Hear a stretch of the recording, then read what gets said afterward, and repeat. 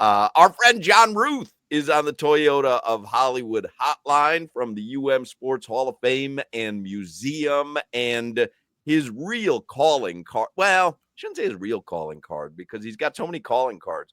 Being arrested or detained, excuse me, as Sebastian is a great calling card. What are some of your other calling cards? I mean, we love the fact we always have you on Masters Week because you have season tickets to the Masters. What are some of your other calling cards that we've talked about? Because you've had some great mascot stories over the years. Let me start by saying, hello, friends. The only proper greeting during Masters Week.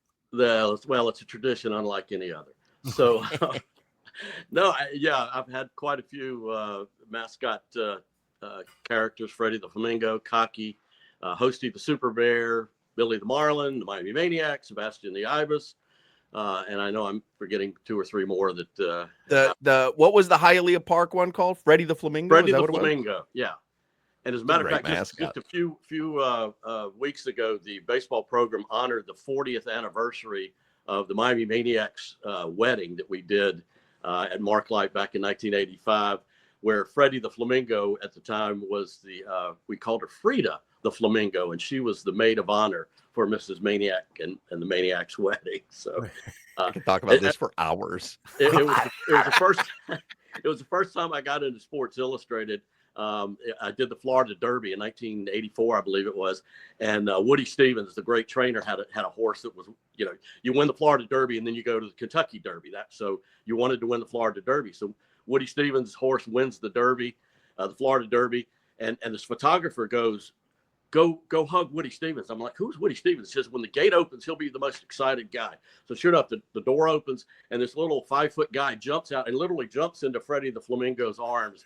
And so we start jumping up and down and the photographer takes a picture. So the next Tuesday when Sports Illustrated came out, I pop open Sports Illustrated, and next to the cover page or the glossary page, they had several mascot photos. One of them was me and Woody Stevens. So I called my father in South Carolina and said, hey, Dad, I made Sports Illustrated. He's like, oh, great. I'll buy 10 copies. I'll call the neighbors. I'm like, Daddy. No, I'm wearing pink spikes. Don't tell anybody. It's a big pink flamingo. But John, all those names you lined up, it's like once you're in the team, you're a part of the team. Do you have a resume to tell them what you did? Like, that's amazing to be a part of all that. Well, I mean, I was very fortunate. Most guys don't become 6 or 8 different mascots. I was fortunate enough that while I was Cocky at South Carolina, the Gamecock, Coach Frazier saw me performing the College World Series. They had invited me to come out. So I came here for a couple of years. And because, baseball, at the first couple of years, I only did baseball. And I wasn't doing the Ibis. So I had time the rest of the year. So I was looking for jobs, and somebody said, well, Hialeah Racetrack's one of our sponsors. They need a guy, and they pay me $350 to go walk around in a pink flamingo costume for a day. Crowder would do it. By the way, the Marlins game ended on a Dane Myers catch in center field. That's one of the best catches you will ever see in baseball. I think he may have lost some teeth running into the outfield wall. Marlins win 5-0, but literally won on a Dane Myers catch that is ridiculous. Absolutely ridiculous. So look it up. I don't want to waste all our time with John Routh.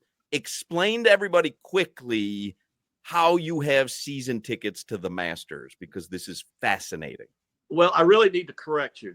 They're series badges, they like to call them. Just like you're not a fan, you're a patron. That's right. So you have a series badge, because the one badge goes for all 4 days.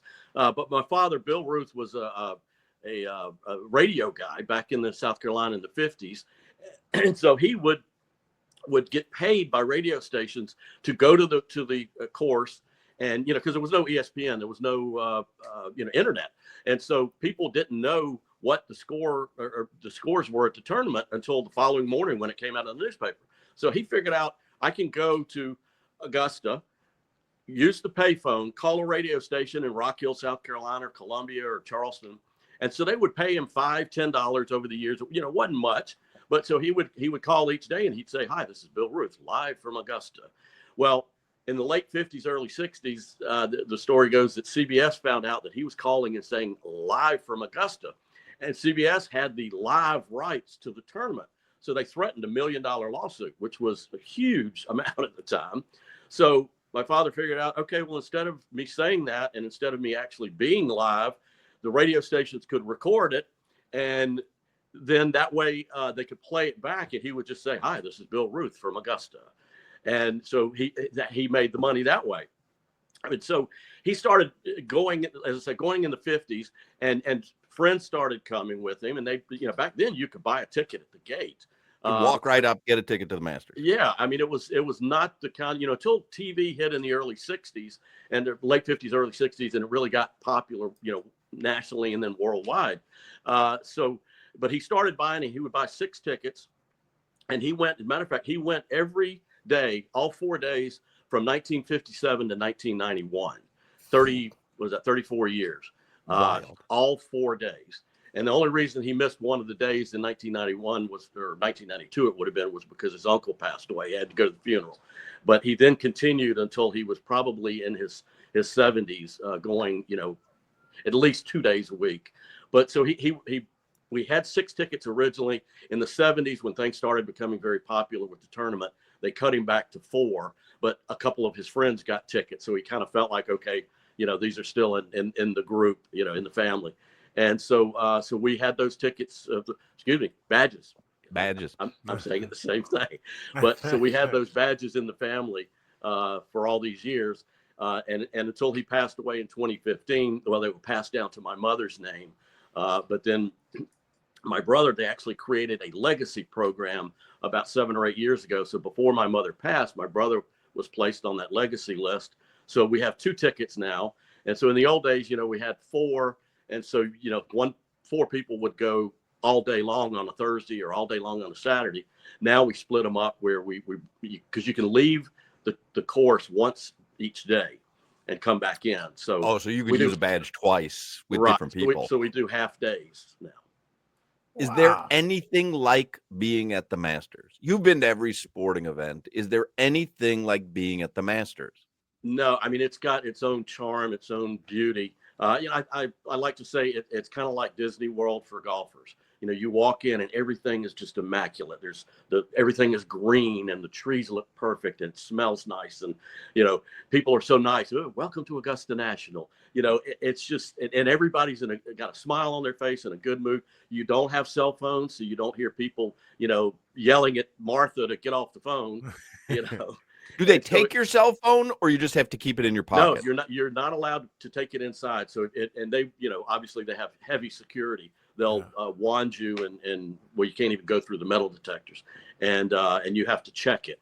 So they do have check stands and you see people will walk up and go, oh, I got my phone. So they'll go over to the check stand and have to leave it there and then get it at the end of the day. And John, but all those years you've been going, I know you've been going, the lore is still there. Every single time you come up on April, that lore is still there. It really is. I mean, it's just a special place. I mean, it's so beautiful. And as I say, it's just, particularly this time of the year, there's always a nice breeze and the sun's out. And, there've been a few times where I've been there where it's been raining and cold and it's still fun, because it's still being at the Masters and being at Augusta National. And, it's kind of like going to a family reunion. Maybe you don't appreciate all of your family, but you always like going to them, So, yeah, it's just a special place. I mean, it's just great to be there. Would you trade your lifetime badges for lifetime passes to any other sporting event or any other event? I understand this has significant emotional meaning for you because of the lineage of it. But in other words, like for me, lifetime World Cup tickets would be the absolute mountaintop as a sports fan. I wonder if you would trade those for anything. Oh, that's tough. Probably not. I mean, I love other sports, and I've been to, as you say, I've been to, I've never been to a World Cup. Well, I take it back. I was a World Cup mascot in 1994. Of course you were. Of course you were. Well, it wasn't officially I forgot the one World Cup. I was the mascot. Well, that been so many mascots. Oh, that World Cup, I was a mascot. Yeah, me in the picture with that gold thing. I kind of forgot about that. But yeah, no, I don't think I would, because it's just, you know how it is. What was it? The Doc Graham in Field of Dreams says, once a place becomes so special, the wind doesn't blow as cold, and and that's kind of the way I look at Augusta National and the Masters. That it's such a great part of my life, and it would have to be a lot of money for me to say I'm not. I'll give you $1,300 right now. What's the best food concession? Are the pimento cheese sandwiches, like, do you look forward to that? Like, and the prices obviously make it appealing. Yeah, I mean, it's awesome. I love the egg salads. I usually have 3 or 4 a day, 1 or 2 pimento cheese. They actually have a very good barbecue sandwich.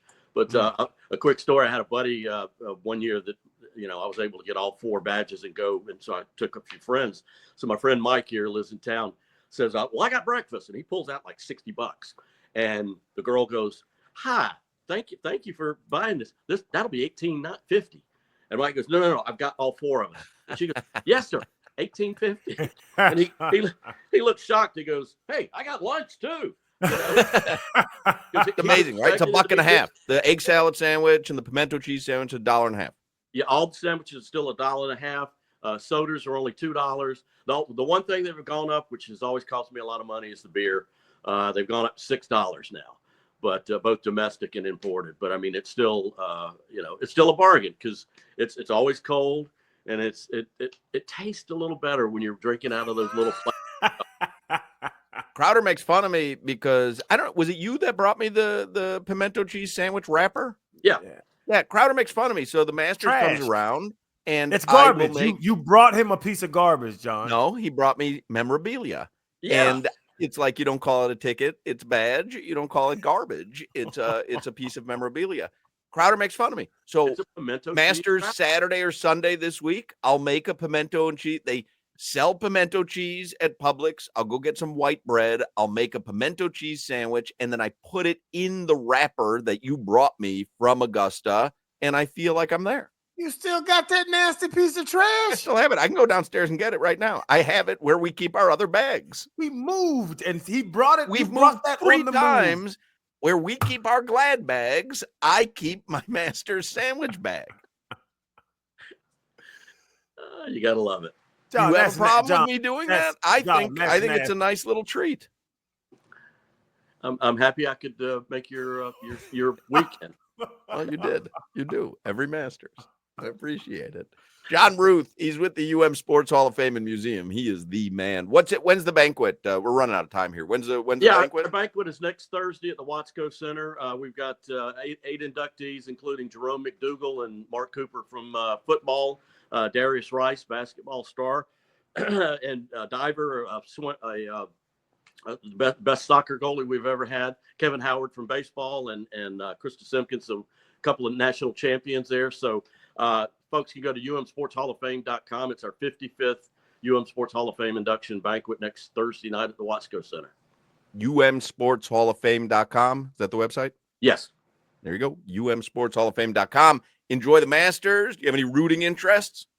I just want to see a great tournament on Sunday. And as always, thank you, friends. Thank you, friend.